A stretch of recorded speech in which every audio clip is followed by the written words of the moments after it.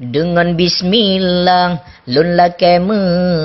lun takut lupa nasalah haba lun ulang kisah rakan metua sabong sejarah nanggro mulia fontan tedang nanggro perula duda mehala nanggro samudra lamruhnya nanggro pidi bineh pasi nanggro daya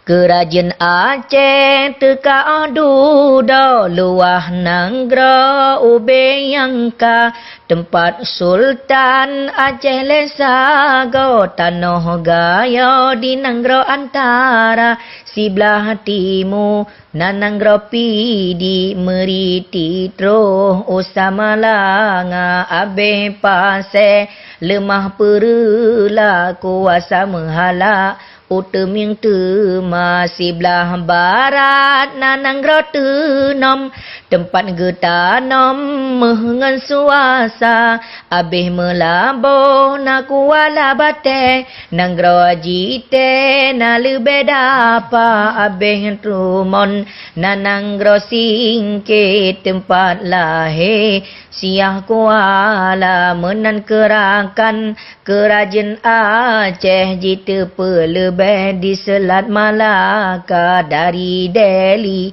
hingga Asahan Hana Solawan Wahid Syedara Hansip Kedah Metamah Pahang Nanggro Minang Aceh kuasa nyan hikayat masa zaman masa kerajaan Nanggro mulia masa pemimpin Akai Budo masa Nanggro kong kaum ulama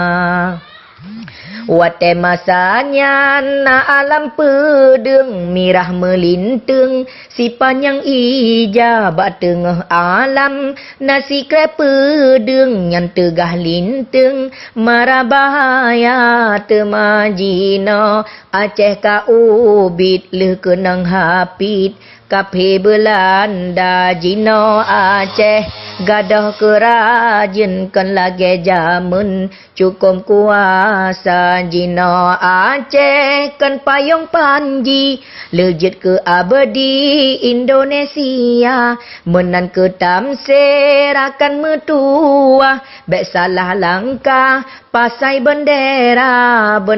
Aceh Cit alam pedeng hansa lintung di dalam dada bega buat tanya ngan pasai lambang but yang rembang amai mulia peguna lambang mengtana asa akai budo yang sempurna bek Bandung pikir ke pasai lambang hansa petimang rakyat yang papa lun lake adun ado metua berjuta tegah awak kape mengna yang salah betatim tak pegah dengan hikmah budo bahasa menan ke tanda rakan metua hana payah tak mesyedara bek samporakan jak salah langkah rakyat na susah hanjit memitang haba kena leh